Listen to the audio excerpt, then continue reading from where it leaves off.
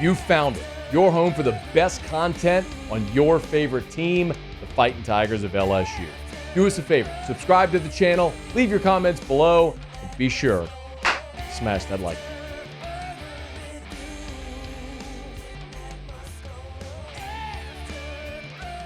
While we were on the air Friday, the news broke that Austin Thomas is returning to LSU. I think Wilson Alexander over at The Advocate had it first. It's something I know we had mentioned for weeks here, and it was an odd story because I several weeks ago had heard the Austin Thomas smoke, and we talked about it here a little bit, and then it went eerily quiet for about 2 weeks. And then I believe it was Wednesday of last week. It was Wednesday morning of last week, and I got a call from someone at Ole Miss who asked me if I'd heard anything about Austin Thomas. I'm like, well, shouldn't you be telling me? So I made a call, and sure enough, Austin Thomas was on LSU's campus last Wednesday for, I guess, a formal interview. And then we found out on Friday that from Wilson's report that they had finished the deal and that Austin was coming back to LSU. So this is Austin Thomas's third stint in Baton Rouge. If you remember, he first came to LSU. Austin's from Tennessee. He first came to LSU in 2013 under Les Miles. He remained at LSU through 2017. So when Ed Ogeron got the job as the interim, then the full-time job, he made Austin Thomas general manager. If I'm not mistaken, he was the first in the SEC to have that title, general manager. He was named by Football Scoop as their player personnel director of the year. One of those seasons, he played a large part in helping LSU recruit and build what would become a national championship roster. And then Austin left Baton Rouge for Tennessee, and they had a coaching change at Tennessee, so the job he left for ended up not being there. And so he kind of had to pivot and redirect. He lands at Texas A&M with Scott Woodward. And so Austin was there as an associate athletics director for football in 2018 and 2019 before Dave Aranda hired him at Baylor. And then Ed Ogeron hired him back.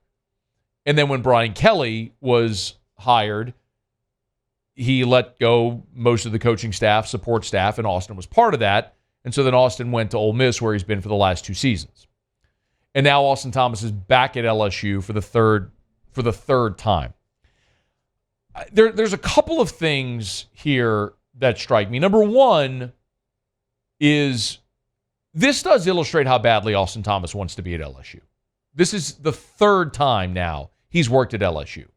And I'm not so sure. I can understand, look, Austin's a young guy.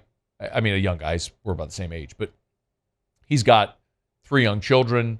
And at the first time that he left and was going to Tennessee, remember, he and his wife are from Tennessee. There might have been some, hey, let's be closer to family, closer to home, some other forces that anybody listening, whether you've been in football or not, like, you understand as a parent. Like, there is that appeal, right? It was, let's go be closer to family. Got all these kids, let's get some help. Free babysitting, you get. Anyway. And so I think the path that he followed after that, which led him back to Baton Rouge, and Austin didn't want, when he had the opportunity to come back under Ed Ogeron, did.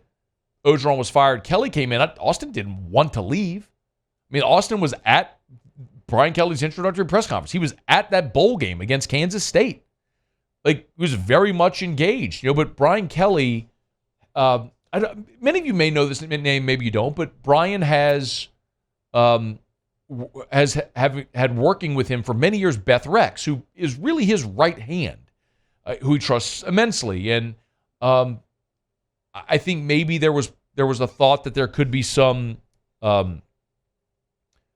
crossing of responsibilities. And really when Brian Kelly came in, y'all, I've used this phrase, but he threw the baby out with the bathwater. I mean, I remember so vividly Brian gave an interview to Ross Dellinger. And one of the things he spoke about in that interview was that the culture at LSU, the organization at LSU, was as bad as he had ever seen in 3 decades as a coach. And so when you come in and you see that, I can understand how your first inclination would be, get rid of everything. We got to start over.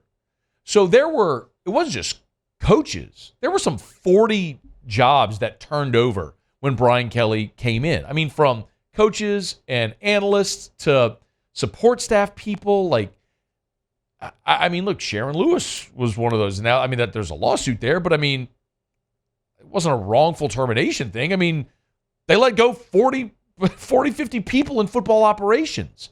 So, yeah, I mean, there was some of Austin Thomas, Corey Raymond, guys that Blake Baker, guys that had a great role and were successful and played a lot of a giant part in the success you had that were dismissed as Brian Kelly was bringing in new people and new culture and trying to cultivate all of that. So, but I guess all of that to say, the opportunity you had to get Austin Thomas back, they have, because you saw him go to Ole Miss and look at what Ole Miss has done the last 2 years.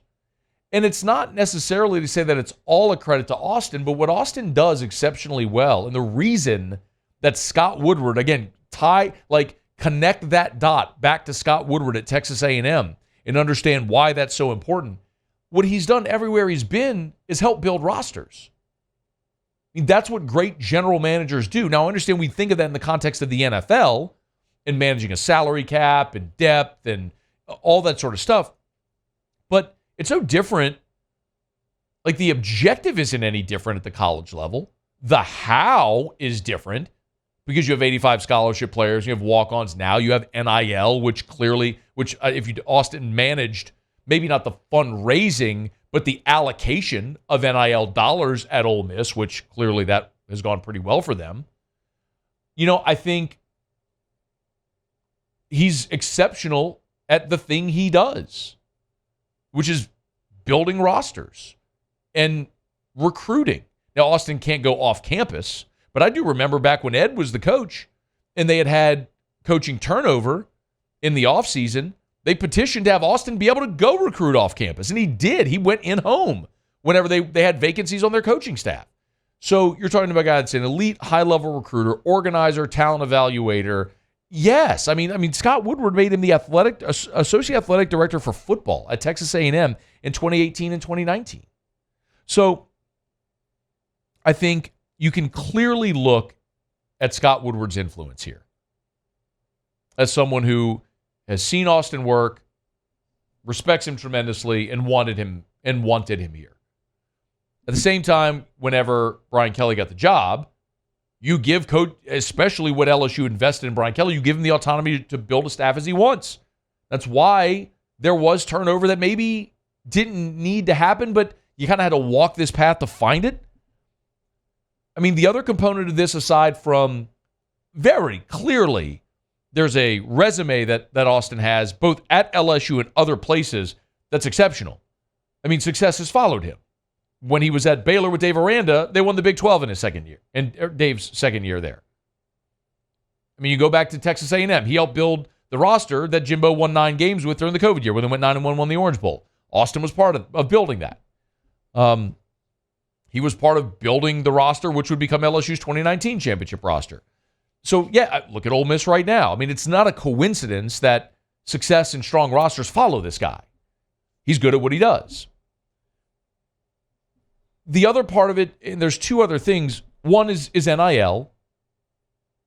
And I know this surprises some people, and I've said it before, but LSU and Ole Miss, their total dollar amount raised as of right now isn't dramatically different. I mean, I've explained it to you. There's like the top dozen or so schools in America with NIL that are outpacing everybody. Then there's a group of about 30 all clumped together that are all very comparable. And then there's the total have-nots. Well, LSU and Ole Miss are both in that clump of about 30 that are very comparable. It's really just NIL allocation. How and where are you spending? And are you hitting? And maybe that's part of what Austin's role is. Not maybe, it is going to be part of Austin's role here. Is here's the money we have for NIL through our collective. How do we most appropriately spend this and maximize the money? If we're not going to have $14 million a year on our roster like Texas, how do we maximize $4, $6, $8 million if they get to the marks that Gordon told us last week they're trying to hit? I mean, I'm told, like, there's a huge event this weekend. Saturday at LSU, the collective is having a black tie event at the LSU indoor facility. I mean, coaches will be there. There's going to be a big NIL presentation from the collective, and they're trying to engage a lot of donors. I mean, it's a massive opportunity. But the other thing, and my single biggest like overarching takeaway from this offseason for LSU is Brian Kelly is adapting. That is my one single biggest observation from this offseason for LSU is Brian Kelly is adapting. He understands that to win a national championship at LSU, you have to fully embrace and take advantage of the advantages LSU offers. That means recruit your state. Take advantage of the inherent resources you have here. That's why you go to Frank Wilson and Verge Ausberry and Scott Woodward and say, okay, how do I build this staff? Corey Raymond coming back. Bring Bo Davis home. Get Austin Thomas back in the building. And look at what you're going to be able to do and build. And Brian Kelly has said, okay, do it. He's leaning on the people that know this state, this program best to build the roster and the program while in the confines of the culture that he has worked very hard over 2 years to erect. Right? There is a cultural structure that Brian Kelly has implemented. And now take all that talent and put it within the structure that Brian Kelly has built, and you have something not only special, but sustainable.